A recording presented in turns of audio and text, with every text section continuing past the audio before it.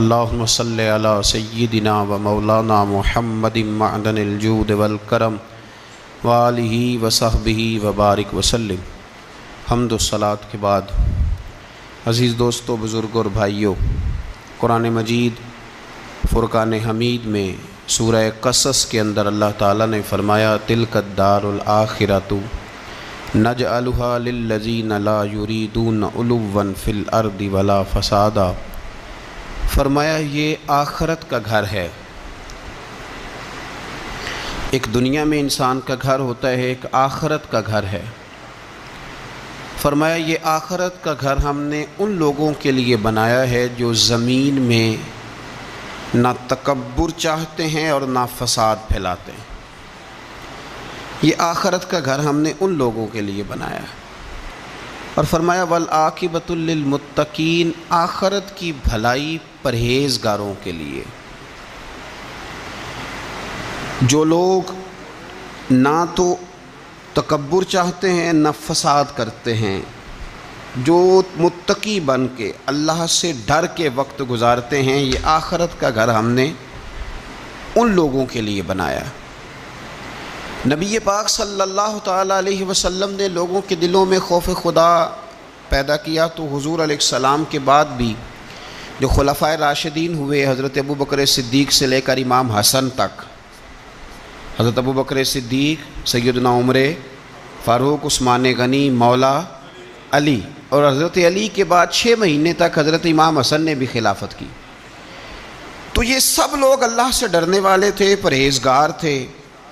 یہ وہی لوگ تھے جن لوگوں نے نہ تو اطراء زمین میں نہ تکبر کیا نہ کوئی فساد کیا، وہی لوگ تھے۔ اس کے بعد پھر ملوکیت آ گئی اسلام کے اندر، بادشاہت آ گئی۔ حضرت امیر معاویہ رضی اللہ تعالیٰ عنہ پہلے بادشاہ ہیں اسلام کے، اور بعد میں جو لوگ ہوئے انہوں نے بادشاہت کی، خاندانوں کو نوازا، بڑے بڑے لوگوں کو وظیفے دیے، سیاسی چالیں بھی چلیں، بہت سارے جگہوں پہ فساد بھی ہوا، بڑے حالات خراب بھی ہوئے۔ لیکن اللہ تعالیٰ نے میرے نبی پاک علیہ السلام کے دین کو یہ کمال دیا ہے کہ یہ دین بھی موجود رہے گا اور اس پر ہمیشہ عمل کرنے والے بھی موجود رہیں گے۔ اللہ تبارک و تعالیٰ نے پھر ایک خوبصورت انسان، بنو امیہ کی حکومت تھی، اسی میں سے ایک خوبصورت دھلا ہوا، سجا ہوا، سمرا ہوا، خوشبو والا، میٹھا بھی، ٹھنڈا بھی، پیارا بھی، نیک بھی، متقی بھی، اصول والا بھی، رسول اللہ علیہ السلام کا غلام حضرت عمر بن عبدالعزیز، اللہ تعالیٰ نے یہ مرد مجاہد پیدا فرمایا۔ آپ مدینہ شریف میں پیدا ہوئے۔ آپ کے جو والد گرامی تھے وہ مصر میں گورنر تھے۔ حضرت عمر بن عبدالعزیز رحمۃ اللہ تعالیٰ علیہ کی جو والدہ ہیں وہ حضرت عمر فاروق کی پوتی ہیں، تو آپ کی رگوں میں فاروقی خون بھی تھا۔ حضرت عمر بن عبدالعزیز رحمۃ اللہ تعالیٰ علیہ کے والد گرامی نے آپ کو مدینے میں پڑھنے کے لیے چھوڑا۔ حضرت صالح بن کیسان ایک عالم اور محدث تھے، ان کے پاس آپ نے تعلیم پائی۔ اور جناب عمر بن عبدالعزیز رحمۃ اللہ تعالیٰ علیہ کے والد اگرچہ مصر میں تھے، لیکن آپ کو مدینہ میں رکھا، آپ نے مکمل تعلیم حاصل کی، علم حاصل کیا، چھوٹی سی عمر میں قرآن پاک کے حافظ بھی ہو گئے۔ پھر جب بڑے ہوئے تو اللہ نے یہ موقع دیا، چونکہ خاندان کی حکومت تھی تو آپ مدینہ شریف کے گورنر بنے، اور مدینہ منورہ کے ساتھ ساتھ آپ کو طائف کی حکومت بھی ملی، مکہ مکرمہ کی حکومت بھی ملی۔ پھر بعض جگہ پہ تو یہ ہے کہ آپ نے خود کسی وجہ سے استعفیٰ دیا، اور بعض جگہ یہ ہے کہ سازش کر کے آپ کو معزول کیا گیا۔ لیکن حضرت عمر بن عبدالعزیز نیک بڑے تھے، پرہیزگار بڑے تھے، پر خوش لباس بھی بڑے تھے۔ خادم کو جب بھیجتے تھے بازار تو کہتے تھے جو سب سے مہنگا جوڑا ہو وہ خرید کے لانا۔ خوشبو بہترین استعمال کرتے تھے۔ جب گزرتے تھے تو لوگوں کو پتہ چلتا تھا کہ کوئی عام نہیں گزرا، عمر بن عبدالعزیز گزرے۔ جب تک گورنر رہے، جب تک خاندان میں رہے، ماحول اور رہا۔ سلیمان بن عبد الملک خلیفہ جب جانے لگے تو انہیں وصیت کر دی کہ میرے بعد عمر بن عبدالعزیز خلیفہ ہوں گے۔ یہاں تو لوگوں کو عہدہ ملے تو لوگوں کی کیفیت بدل جاتی ہے لیکن جب حضرت عمر بن عبدالعزیز کا اعلان ہوا تو رونے لگے، ایک کونے میں بیٹھ کے رونے لگے۔ فرمانے لگے مجھے امید نہیں تھی کہ وہ اتنا بڑا بوجھ میرے کندھوں پہ ڈال کے چلا جائے گا، اتنے سارے لوگوں کا بوجھ، اتنے سارے لوگوں کی آزمائش۔ خیر چونکہ وصیت تھی، آپ کی بیعت لی گئی، بیعت لینے کے بعد آپ ممبر پہ چڑھے تو فرمایا لوگوں میں تمہیں آزاد کرتا ہوں، اگر تم میرے علاوہ کسی کو حکمران بنانا چاہو تو مجھے کوئی اعتراض نہیں ہے۔ لوگوں نے کہا نہیں، آپ ہی ہمارے حکمران ہوں گے۔ حضرت عمر بن عبدالعزیز دنیا اسلام کے اندر ایسی مثال ہیں، اچھی طرح سمجھ لیں کہ جب حالات اب نہیں اب تر ہو گئے تھے، بد نہیں بدترین ہو گئے تھے، اور بڑے بڑے لوگوں نے عجیب ماحول گھڑ لیے تھے، اس ماحول میں آئے، لمبی نہیں 2.5 سال حکومت کی صرف، لیکن لوگوں کو حضرت صدیق اکبر کی یاد آنے لگی، لوگوں کو سیدنا فاروق اعظم کیا۔ آپ کی جو بیوی تھی وہ بھی بادشاہ کی بیٹی تھی، بادشاہ کی بیوی بھی بن گئی۔ پہلے دن اپنی بیوی سے کہا کہ اب ہم بن گئے ہیں امیر، اب ہمارے ذمے بہت ساری ذمہ داریاں ہیں، اب حالات اس طرح کے نہیں ہوں گے جس طرح کے پہلے ہوا کرتے تھے، اب تمہیں میرا ساتھ دینا ہے، اپنا سارا زیور دو، میں بیت المال میں جمع کرانا چاہتا ہوں۔ یہ بڑا مشکل کام ہوتا ہے کسی خاتون کے لیے، سارا مال وہاں جمع کرا دیا۔ پہلے دن ہی سارے کپڑے سپڑے حضرت عمر نے اپنے خیرات کر دیے، سادہ لباس پہن لیا، اور بڑی تھوڑی غذا گھر میں آتی تھی، بیت المال سے تھوڑا سا وظیفہ، جائیدادیں ساری دے دیں اللہ کے راستے میں، غریبوں میں بانٹ دیں۔ ایک دن گھر میں تشریف لائے تو بچیوں نے منہ پہ ہاتھ رکھ لیا۔ حضرت عمر بن عبدالعزیز بات کرتے ہیں تو بیٹیاں منہ چھپا لیتی ہیں۔ پتر کیا بات ہے بیٹے، میرے منہ سے بدبو آ رہی ہے، منہ چھپاتی ہو؟ تو بچیاں خاموش ہوئیں۔ جب دوبارہ پوچھا تو کہنے لگے ابا جی جو آپ خرچہ دیتے ہیں نا اس میں 2 وقت روٹی نہیں پک سکتی، اور یارو میں آپ کو وقت کے امیر کی بات سنا رہا ہوں، یہ جو رکھ رکھاؤ میں نے اور آپ نے بنا لیا ہے تو خرچے اتنے بڑھا لیے کہ ہم الجھ گئے، ہم سے پورے نہیں ہوتے، لیکن جنہوں نے اولادوں کو سادہ رکھا، حالات قابو میں رکھنے میں کامیاب ہوئے، بچ گئے۔ میرے نبی کریم صلی اللہ علیہ وسلم نے فرمایا جو ضرورت کے مطابق جسے اللہ نے روزی دے دی وہ کامیاب ہو گیا، لیکن ہم بہت الجھ گئے، بہت دور نکل گئے۔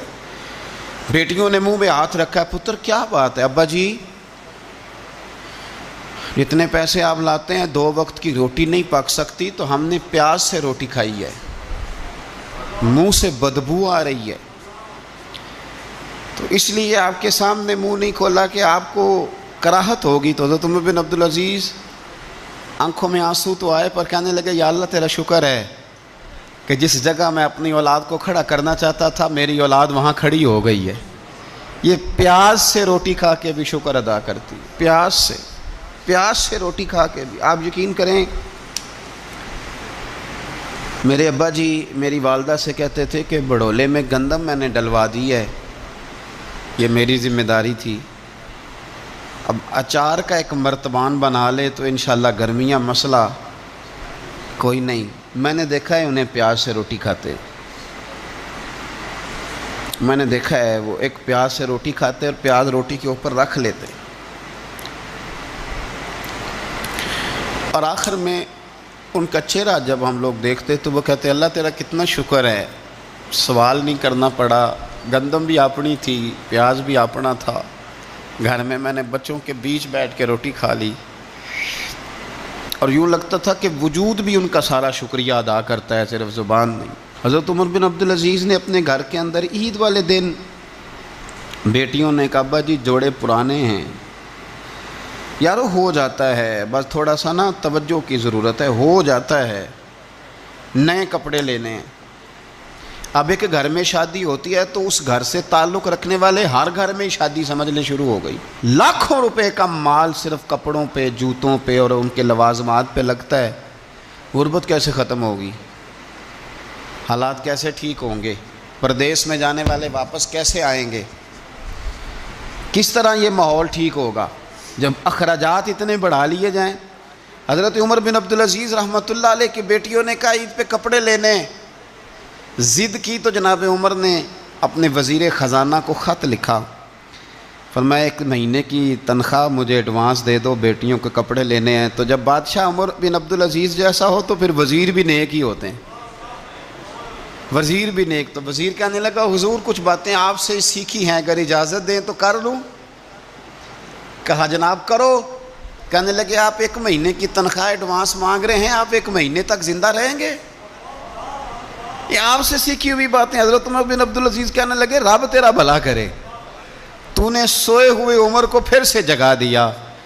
بیٹیوں سے آ کے کہنے لگے پتر پرانے کپڑے دھو کے پہن لو، اگر کپڑے دھو کے پہن لوگی اور پہن کے رب کی بارگاہ میں کھڑے ہوگی تو رب تو پہلے ہی بڑا قبول فرمانے والا ہے، اللہ تو پہلے ہی بڑا قبول کرنے والا ہے۔ تو صاحب یاد رکھیں، حضرت عمر بن عبدالعزیز نے اپنے گھر کے اندر یہ ماحول پیدا کیا، اپنے گھر کے اندر یہ کیفیات آپ نے بنائیں، بنا کر کے سجائیں۔ میرے عزیز یاد رکھیں، کچھ چیزیں ایسی ہوتی ہیں جن پر انسان اگر توجہ کر لے تو آسانی سے معاملات ٹھیک ہو جاتے ہیں۔ حضرت عمر بن عبدالعزیز نے خود بھی سادگی اختیار کی، آپ کے بچوں نے بھی سادگی۔ ہوتا یہ ہے کہ جس طرح کا حکمران ہوتا ہے نا، رعایا پر اس کے اثرات ہوتے ہیں، یہ ایک اصولی بات ہے۔ جس طرح کا حکمران ہو رعایا پر اس کا اس طرح کا۔ ولید بن عبد الملک جب حکمران تھا نا تو اسے عمارتیں بنانے کا بڑا شوق تھا، بڑی بڑی بلڈنگیں کھڑی کرنا، بڑے بڑے محلات بنانا۔ تو اس زمانے میں ہر آدمی بلڈنگ کی بات کرتا تھا، ہر آدمی جو ہوتا تھا وہ کسی نہ کسی نئے مٹیریل کی بات کرتا تھا، نئے نقشے کی بات کرتا تھا۔ جب سلیمان بن عبد الملک حکمران بنا تو سلیمان بن عبد الملک جو تھا اس کو شوق تھا شادیاں کرنے کا، یہ بھی شوق ہوتا ہے بادشاہوں۔ اس زمانے میں لوگ شادی کی بات کرتے تھے، نکاح کی بات کرتے تھے، بیاہ کی بات کرتے تھے۔ تو پورے ماحول کے اندر ایک چیز پیدا ہو گئی تھی۔ لیکن جب حضرت عمر بن عبدالعزیز کا زمانہ آیا تو وہ راتوں کو عبادت کرتے تھے، وہ وظائف پڑھتے تھے، وہ قرآن پاک کی تلاوت کرتے تھے، وہ اللہ کا ذکر کرتے تھے۔ تو پھر ایک ماحول بن گیا جو ذکر الہی کا ماحول تھا، پھر ایک ماحول بن گیا جو تقوی کا ماحول تھا، پھر ایک ماحول مارد وجود میں آیا جو پرہیزگاری کا ماحول تھا۔ عام عوام بھی اللہ کے ذکر کی باتیں کرنے لگی، عام ماحول بھی اس طرح۔ حضرت عمر بن عبدالعزیز نے سب سے پہلا یہ کام کیا کہ بادشاہی پروٹوکول ختم کرائے، ختم ہو گئے پروٹوکول۔ آپ نے فرمایا کوئی شاہی خاندان کا بندہ آئے تو کسی کا کوئی پروٹوکول نہیں ہے، میرا بھی کوئی پروٹوکول نہیں ہے، بلکہ آپ نے فرمایا کسی خطیب کو، کسی امام کو اجازت نہیں کہ میرا نام لے کے میرے لیے دعا کرے۔ سب مسلمانوں کے لیے دعا کرنا، فرمانے لگے الحمدللہ میں مسلمان ہوں، جب تم مسلمانوں کا نام لے کے دعا کرو گے تو میں بھی اندر ہی آ جاؤں گا۔ اضافی طور پر نام لے کے دعا کرنے سے بھی روک دیا، بلکہ ایک عورت عراق سے آئی، اس کی 5 یتیم بچیاں تھیں تو اسے ضرورت تھی وظیفے کی۔ اس نے آ کے پوچھا حضرت عمر بن عبدالعزیز کا گھر کہاں؟ تو لوگوں نے فرمایا وہ سامنے جو ٹاٹ اور بوریے کا پردہ لٹک رہا ہے وہ عمر بن عبدالعزیز کا گھر ہے۔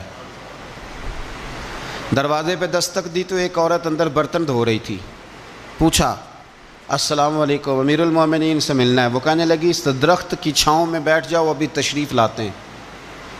تھوڑی دیر گزری تو حضرت عمر بن عبدالعزیز آئے تو کنویں سے پانی نکال کے نا، سین میں کنواں تھا تو جو جگہ میں مٹی اڑ رہی تھی نا، گرد اڑ رہی تھی، ہوتا ہے نا عصر کے بعد لوگ پانی پھینکتے ہیں، وہاں پانی پھینکنے لگے، چھڑکاؤ کرنے لگے۔ تو تھوڑی تھوڑی باتیں وہ خاتون آپ سے کرنے لگی تو وہ جو عورت آئی تھی نا وہ کہنے لگی تم غلام سے باتیں کر رہی ہو، تمہیں پردہ کرنا چاہیے۔ وہ کہنے لگے یہ غلام نہیں، یہ میرے شوہر ہیں اور یہ امیر المومنین عمر بن عبدالعزیز ہیں۔ کہنے لگی یہ عمر بن عبدالعزیز ہے؟ کہا ہاں یہ عمر بن عبدالعزیز ہے۔ تو وہ خاتون حاضر ہوئی، کھجوریں اس کو دی گئیں کھانے کے لیے۔ اس نے کہا حضور میری 5 یتیم بیٹیاں ہیں، مجھے وظیفہ چاہیے۔ جناب عمر بن عبدالعزیز نے ایک بیٹی کا نام پوچھا، ولدیت پوچھی، وظیفہ لکھا۔ عورت کہنے لگی اللہ تیرا شکر ہے میری بچی کا وظیفہ لگ گیا۔ دوسری کا نام پوچھا، ولدیت پوچھی، عمر پوچھی، وظیفہ لگایا، اللہ تیرا شکر ہے میری یتیم بچی کا وظیفہ۔ 4 بچیوں کے وظیفے عمر لکھتے رہے، خاتون اللہ کی حمد کرتی رہی، 5ویں کا لکھنے لگے تو کہنے لگی میں نے زمانہ بڑا دیکھا ہے پر عمر بن عبدالعزیز تیری طرح کا بندہ نہیں دیکھا. آپ فرمانے لگے اب میں 5ویں کا وظیفہ نہیں لکھتا, 4 کا وظیفہ جا کے گورنر سے منظور کرا لے اور 4 کو کہنا تھوڑا تھوڑا 5ویں کو بھی دے دے. حضور کیوں نہیں لکھتے؟ فرمایا جب تک تو حمد کے لائق رب کی حمد کر رہی تھی میں وظیفے لکھ رہا تھا, اب تو نے میری تعریفیں شروع کر دی. اپنی تعریف پر کیسے وظیفہ لکھوں؟ وہ تو حمد کے لائق ہے, اس کی حمد ہونی چاہیے, لیکن میں اپنی تعریف پر, اپنی خوشامد پر میں نہیں لکھتا. جا اللہ تعالیٰ تیری لیے بہتری کرے. وہ خاتون کہتی ہے میں وہاں سے آئی, مجھے مہینوں لگ گئے, سفر لمبا تھا, عراق پہنچی تو عراق کے گورنر کو جب میں نے وہ روکا دیا تو ان کی چیخیں نکل گئی, تڑپ کے روئے. میں نے کہا کیا ہوا؟ کہنے لگی بی بی جس نیک آدمی نے تجھے یہ لکھ کے دیا تھا نا, چند دن ہوئے ان کا انتقال ہو گیا. عمر بن عبدالعزیز پردہ فرما گئے. وہ خاتون پھر روئی, کہنے لگی یتیم بیٹیوں کا اب کیا بنے گا, اس رکے کا کیا بنے گا؟ تو آپ فرمانے لگے بی بی جب امیر عمر بن عبدالعزیز جیسا ہو تو گورنروں کو بھی اللہ کچھ توفیق دے ہی دیتا ہے. اگر انہوں نے تیرا وظیفہ زندگی میں لکھا تھا تو فکر نہ کر, جب تک میں زندہ رہوں گا وظیفہ پہنچتا رہے گا. آپ کے گورنر نے لکھا کہ حضرت صاحب گورنر ہاؤس کی عمارت کمزور ہو گئی ہے, نہیں بنا لوں. تو آپ فرمانے لگے تو عدل کا قلعہ کیوں نہیں بناتا, انصاف کی دیواریں کیوں نہیں کھڑی کرتا؟ فرمایا چھوڑ اینٹیں لگانا, عدل و انصاف کا قلعہ بنا. سب سے بڑی بات یہ تھی کہ بڑے پابند تھے صوم و صلات کے, دن کو تلاوت کرتے, رات کو عبادت کرتے, پنجگانہ نماز میں کھڑے ہوتے, اللہ کے خوف کی بات آتی تو چڑیا کی طرح پھڑ پڑاتے, ڈرتے. آپ کی اہلیہ کہنے لگی عمر بن عبدالعزیز یہ کیفیت کیسے ہوئی؟ فرمانے لگے ایک ذہن میں بات بیٹھ گئی تھی کہ رب نے حساب پوچھنا ہے اور میں نے حساب دینا ہے. تو جس کو پتا ہونا میں نے حساب دینا ہے اور مجھ سے کسی نے حساب پوچھنا ہے, پھر سمجھیں, حساب دینا ہے اور کسی نے حساب پوچھنا ہے, حساب دینا ہے اور حساب. تو فرماتے ہیں جب یہ ذہن بن گیا نا کہ میں نے حساب دینا ہے اور رب نے حساب پوچھنا ہے, تو بس پھر میں نے حساب کر کے رکھنا شروع کر دیا. پھر میں نے کوشش کی ہے کہ حساب کروں کہ نا انصافی نہ ہو جائے, ظلم نہ ہو جائے. ایک آدمی بڑی دور سے چل کے آیا, عرض کی حضور آپ کے گورنر نے میرا مال چھین لیا ہے, واپس نہیں کرتا. تو حضرت عمر بن عبدالعزیز رحمۃ اللہ نے رکا لکھا, فرمایا میں نے تو تجھے نیک آدمی سمجھ کے گورنر بنایا تھا اور تو لوگوں کے مال نہیں واپس کرتا, فوراً واپس کر. اس کے نام جب خط لکھا تو آدمی خوش ہو گیا. تو آپ فرمانے لگے اب یہ بتا تیرا آنے جانے کا خرچہ کتنا ہوا؟ عرض کی حضور کیا مطلب؟ آپ فرمانے لگے ایک تجھ پہ ظلم ہو اور دوسرا تیرے اوپر اور خرچے ڈالے جائیں. دیکھیں نا, ایک آدمی کی زمین پہ قبضہ ہو, پھر وہ وکیل کرے, پھر وہ گواہ اکٹھے کرتا پھرے, پھر وہ مسائل میں الجھ جائے. جناب عمر بن عبدالعزیز نے ہمیں ایک سوچ عطا فرمائی. فرمایا ایک تیرے اوپر ظلم ہوا, ایک تجھے اتنی تکلیف ہوئی یہاں آنے کی, اور ایک تیرا خرچ ہوا, بتا کتنے پیسے؟ عرض کی حضور میرا تو لاکھوں کا مال آپ نے واپس کرا دیا ہے, اب چھوڑے خرچے کو. فرمایا نا بھائی, یہ میرے رسول کائنات کا دین ہے, اس میں ہم ہر شے کا حساب کر کے رکھیں گے. تیرا خرچ ہوا ہے, تیرا خرچہ ہوا ہے, تجھے آنا پڑا, تجھے جانا پڑا. اور دنیا کے منصفوں فیصلے کرنے والوں, تھوڑا خیال تو کرو کتنے لوگ ہیں جو رول گئے بیچارے رستوں میں کچہریوں کے, جو عدالتوں کے چکر لگا لگا کے تھک گئے, جن کی اولادیں تڑپ اٹھیں, مکان بک گئے. انہوں نے اپنے حقوق کیا لینے تھے, ان کی تو باقی چیزیں بھی چلی گئیں. فرمایا خرچہ بتا کتنا ہوا؟ عرض کی حضور 60 دینار تقریباً. فرمایا اسے مال خزانہ سے 60 دینار بھی دو. پھر فرمایا میری جیب سے اسے 50 اور دو تاکہ یہ آنے جانے میں مزید روٹی کھا سکے, گوشت کے ساتھ روٹی کھائے. اور پھر فرمایا معاف کر دینا, حکومت عمر بن عبدالعزیز کی تھی پر تجھے بڑی تکلیف اٹھانی پڑی, اذیت اٹھانی پڑی. یارو اس رنگ میں اس شخص نے حکومت کی, اس انداز میں, اور سب سے بڑھ کر بنو امیہ میں سے تھے, لیکن میرے رسول پاک کی اولاد سے جو پیار. حضور کی نسل سے کسی نے آپ کے سامنے کہہ دیا، امام جلال الدین سیوطی نے اس کو لکھا ہے، کسی نے عمر بن عبدالعزیز رضی اللہ تعالیٰ عنہ کے سامنے کہہ دیا یزید امیر المومنین تھا، مومنوں کا امیر تھا، فرمایا پکڑو اس بدذات کو 20 کوڑے مارو، پکڑو اس نالائق کو، اسے 20 کوڑے مارو، یہ نبی پاک کے خاندان کے قاتل کو امیر المومنین کہتا ہے۔ یہ فتویٰ جناب عمر کا۔ مولا علی شیر خدا کی اولاد میں سے ایک شہزادے آپ کے پاس آئے کسی کام کے لیے، تو عمر بن عبدالعزیز اٹھ کے کھڑے ہو گئے، ہاتھ باندھ دیے، کہنے لگے حضور ساری دنیا میرے پاس آئے، آپ نا ایک رکا لکھ دیا کریں یا پیغام دے دیا کریں، اس لیے کہ اس دھرتی پہ جو کچھ بھی ہے وہ مدینے والے رسول کا ہی صدقہ ہے۔ حضور کی اولاد سے پیار، نبی پاک صلی اللہ علیہ وسلم کے خاندان کے ساتھ محبت، حضرت عمر بن عبدالعزیز نے فلاح عامہ کے کام کرائے، بڑے بڑے سرائے بنائے، لوگوں کے ٹھہرانے کا بندوبست کیا، وظائف دیے غریبوں کو، مساجد بنائیں، مدارس بنائے، آپ کو مجدد کہا جاتا ہے، نئے سرے سے تجدید کی، علماء سے پیار کیا، صدقات و خیرات کا ایک ایسا ماحول دنیا کے اندر بنایا کہ لوگ کہتے ہیں کہ ہم زکوٰۃ دینے کے لیے بندہ تلاش کرتے تھے، پر جناب عمر بن عبدالعزیز کے زمانے میں کوئی زکوٰۃ لینے والا میسر نہیں آتا تھا۔ ایک شخص ملا تو لوگوں نے اس کو اتنی زکوٰۃ دی، اتنی زکوٰۃ دی، اتنی زکوٰۃ دی، لوگ خوشحال ہو گئے، اتنی زکوٰۃ دی کہ اگلے سال وہ خود زکوٰۃ دے رہا تھا۔ حضرت عمر بن عبدالعزیز نے ایسا ماحول بنا کے لوگوں کو دیا، اس طرح کی نوعیت آپ نے لوگوں کو دی کہ خوشحالی نظر آنے لگی، ذمیوں کے، غیر مسلموں کے حقوق کا بھی تحفظ فرمایا۔ 39 سال عمر پائی، صرف نمازیں بھی پڑھ گئے، صدقے بھی دے گئے، عبادتیں بھی کر گئے، 2.5 سال حکومت بھی کر گئے، اللہ رسول کو راضی بھی کر گئے۔ عمر پائی 39، پورے 40 نہیں، 39 سال عمر پائی، اتنا کچھ کر گئے۔ ہم تو بھی انتظار میں رہتے، ہم تو بھی انتظار میں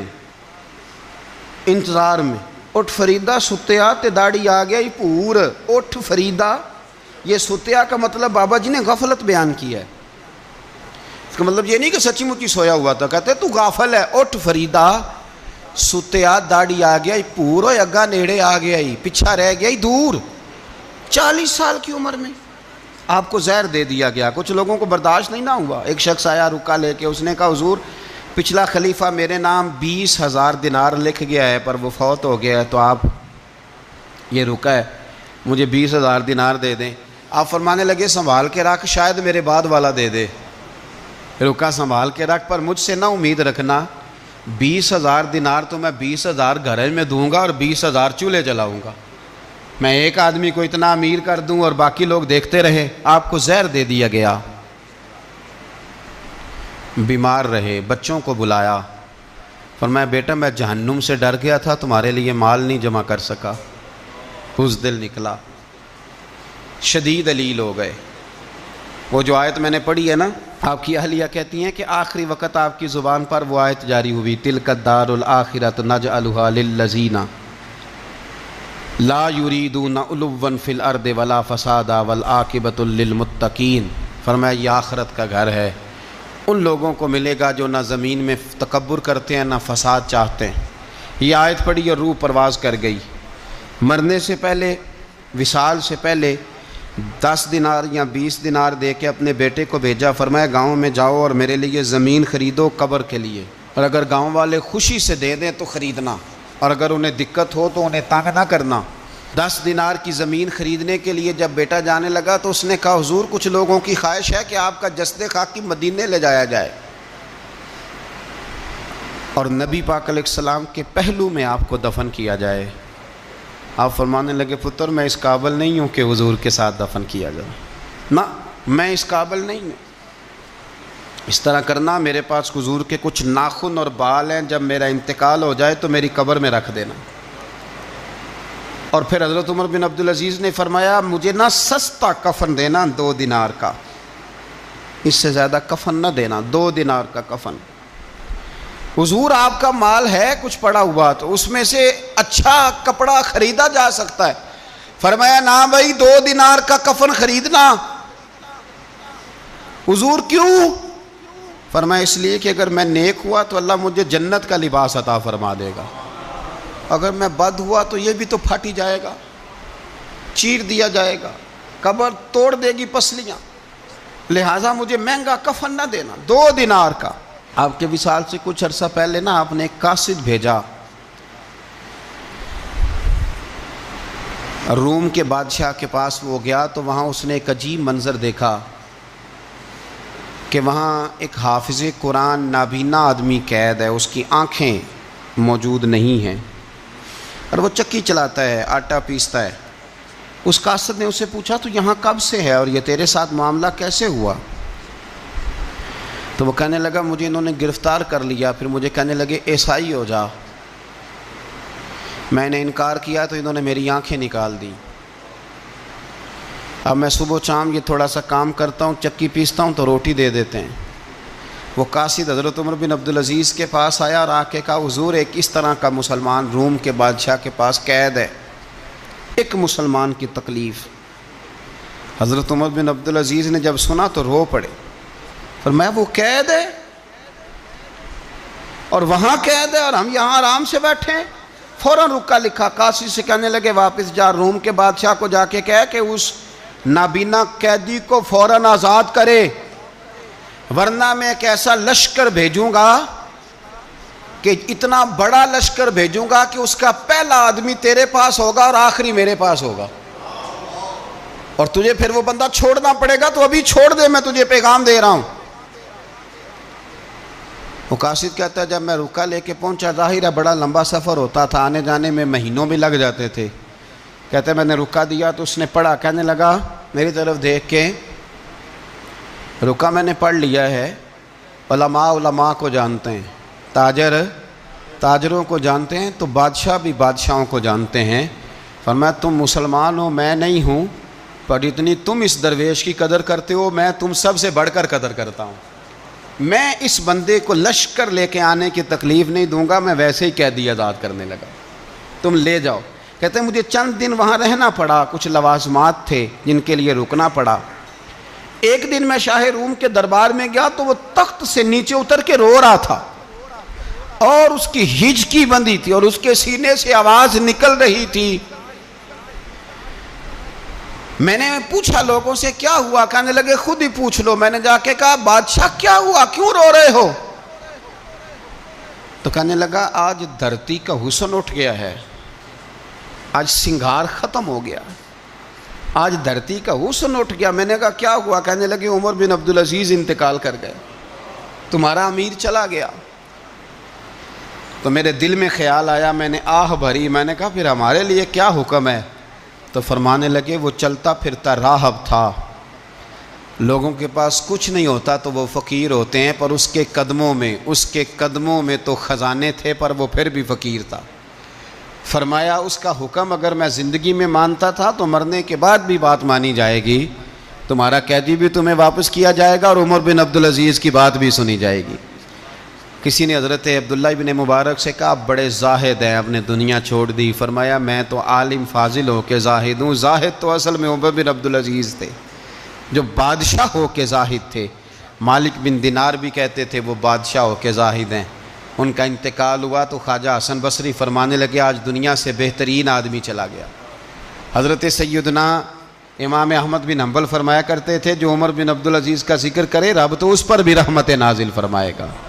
ارے یہ تو وہ شخص ہے کہ جب تک موجود تھا تو حسن موجود تھا، اور آج بھی ان کا ذکر کریں تو اللہ دلوں میں نور پیدا کر دیتا ہے۔